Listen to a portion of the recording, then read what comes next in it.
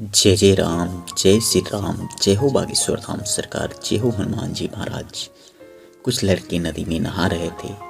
तभी अचानक उसमें से एक लड़का नदी में डूब जाता है और डूबते डूबते पानी के धार के साथ बहते बहते वह एक मंदिर की तरफ पहुंच जाता है और उसी धार के साथ उस मंदिर के किनारे जाकर उधर इकट्ठा हो जाता है।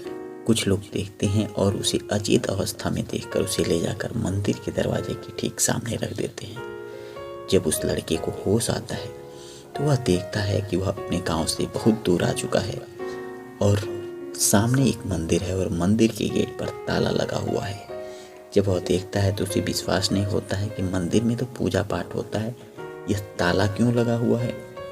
तो वह अपने अगल बगल लोगों से पूछता है, मैं कहाँ हूँ और ये मंदिर पर ताला किसने लगा दिया।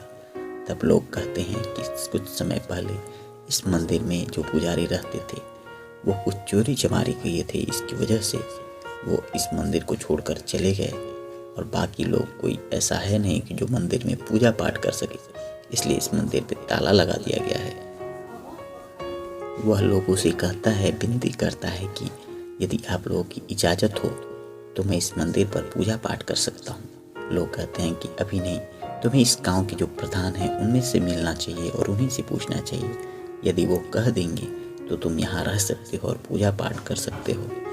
वह गांव के प्रधान के पास जाता है और उनसे याचना करता है कि आप मुझे मौका दें, मैं प्रभु का पूजा पाठ करना चाहता हूँ, मैं हनुमान जी का बहुत बड़ा भक्त हूँ और मुझे मौका मिला है।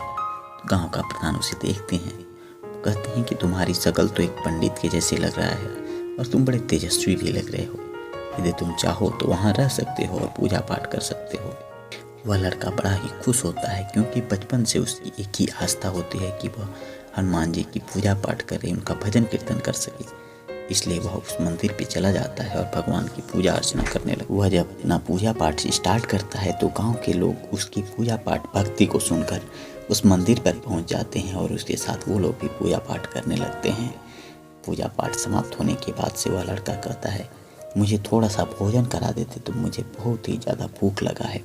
कुछ लोग अपने यहाँ से भोजन लाते हैं और उसे भोजन भी करा देते हैं। भोजन करने के बाद उसका मन बहुत ही हल्का हो जाता है और उसे जोर की नींद आती है और वहीं मंदिर में सो जाता है।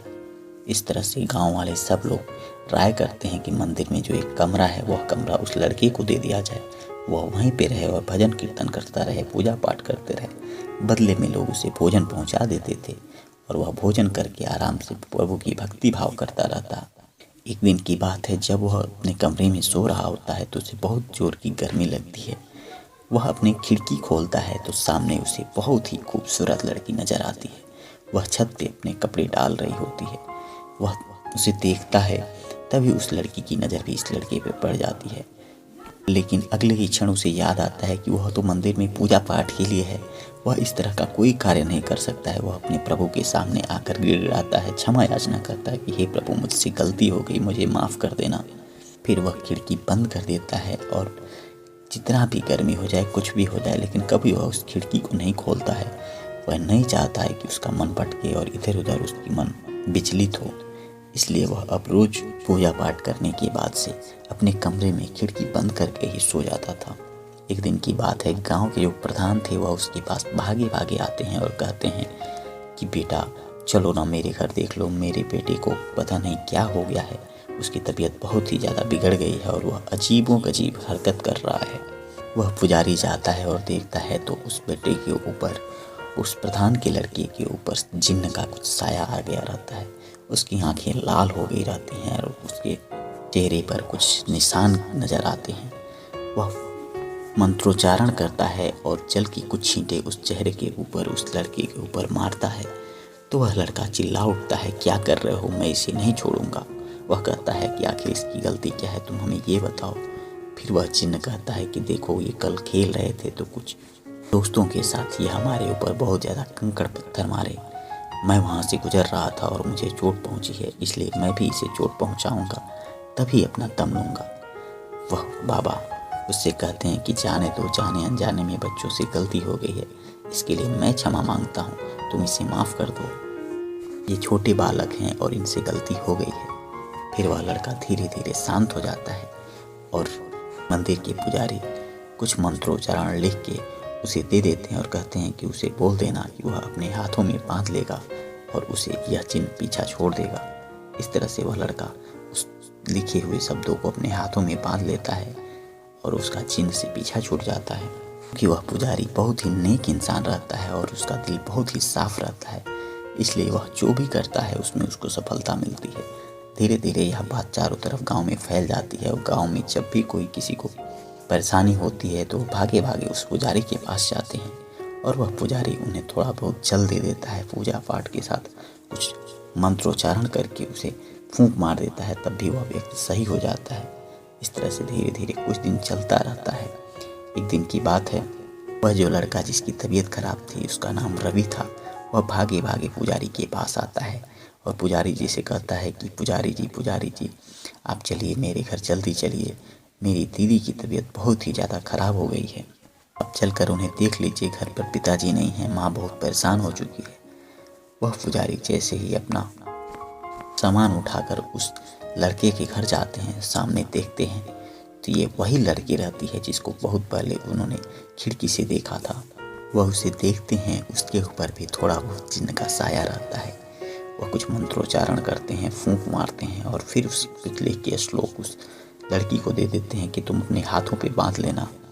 वह उसे लेकर अपने पास रख लेती है, लेकिन वह उसे अपने साथ बांधती नहीं है। फिर 2-4 दिन तो सब नॉर्मल रहता है। फिर उसके बाद से फिर वह रवि भागा भागा उस पुजारी के पास आता है और फिर पुजारी जी से विनती करता है कि चलिए आप देख लीजिए घर पे। फिर तबीयत वैसे की वैसे ही बिगड़ गई है।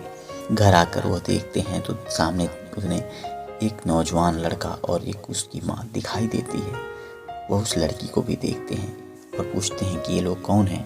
तो उसकी माँ बताती है कि ये उसकी सासू माँ और ये उसका होने वाला पति है, जिससे कि इसकी शादी होने वाली है, लेकिन ये अजीब हरकत कर रही है।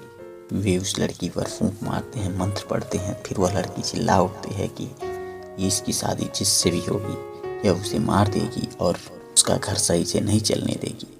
इतनी बातें सुनकर वह लड़का और उसकी माँ उनसे क्षमा मांगते हैं उसकी माँ से और कहते हैं कि हम लोग ये रिश्ता नहीं कर सकते। वे लोग उस घर को छोड़कर चले जाते हैं। पुजारी को सारी बातें पता चलती रहती हैं कि लड़की के पास कुछ भी नहीं है और यह अजीबोगरीब हरकत ये बहाना बनाते हुए ही कर रही है। फिर वे उसके घर से चले आते हैं। अगले दिन वह जब अपना पूजा पाठ करते रहते हैं, फिर उसका जो पिता रहता है, गांव का जो प्रधान रहता है, वे भागे भागे आते हैं, कहते हैं पुजारी जी चलिए एक बार और देख लीजिए मेरी बेटी को क्या हो गया है, वह अजीबोगरीब हरकत कर रही है। जब पुजारी जी जाते हैं तो कहते हैं कि हमें कुछ देर के लिए इसके साथ छोड़ दीजिए। वो उसे ले जाकर कमरे में बंद करते हैं और कहते हैं तुम क्यों इतना ज़्यादा नोट बना रही हो, इतना ज़्यादा ढकोसला क्यों कर रही हो, आखिर क्या बात है। अब तो तुम्हारी बात की चर्चा पूरे गांव में फैल चुकी है कि तुम्हारे ऊपर अजीब सा साया है और तुम अजीबोगरीब हरकत करती हो, इससे तुम्हारी शादी भी टूट गई है, अब तुम क्या करोगी। तो वो लड़की कहती है कि मुझसे शादी वही करेगा जो हमें जानता होगा, जो हमें पहचानता होगा, जिसको पता होगा कि मेरे ऊपर कोई साया नहीं है और मैं नाटक कर रही थी। वह पुजारी उससे पूछते हैं कि आखिर ये बताओ तुम यह क्या कहना चाहती हो, खुल कर कहो। तो वह लड़की कहती है कि मुझे आप बहुत ही ज़्यादा पसंद हैं और जिस दिन मैं पहले दिन ही आपको देखी थी उसी दिन से हम आपसे गाँव हो गया है, यदि आप चाहें तो मेरी शादी आपसे हो सकती है। वह पुजारी बहुत ही ज़्यादा डर जाता है और दरवाज़ा खोलकर बाहर आता है। बाहर उसकी माँ बैठी रहती है। उसकी माँ पूछती है कि बेटा क्या हुआ, सब ठीक तो है ना। वह कहता है ठीक है, इसे कुछ नहीं हुआ है, कोई परेशानी नहीं है। तो उसकी माँ उसके सामने गिड़गिड़ाने लगती है, रोने लगती है, कहती है कि बेटा देखो तुम इसे अच्छे से जानते हो, मानते हो, लेकिन बाकी लोग नहीं जानते हैं। यदि तुम तैयार हो तो मैं तुम्हारी शादी इसके साथ करा दूंगी, क्योंकि तुम भी जवान हो और तुम भी शादी योग्य हो गए हो। फिर वो पुजारी कहता है कि आप लोग मेरे घर चले जाइए और जाकर वहाँ पर बात कर लीजिए, वो लोग तैयार हो जाएंगे तो शादी हो सकती है। फिर वह पता देता है और ये प्रधान और उसकी पत्नी जाकर वहाँ बातचीत करते हैं। फिर उस लड़के के साथ इस लड़की की शादी हो जाती है। फिर वे खुशी खुशी प्रभु की भजन कीर्तन करते रहते हैं, पूजा पाठ करते रहते हैं और प्रभु की भक्ति में अपने सारे दिन निकाल देते हैं। मित्रों, इस तरह से ये कहानी यहीं समाप्त हो जाती है।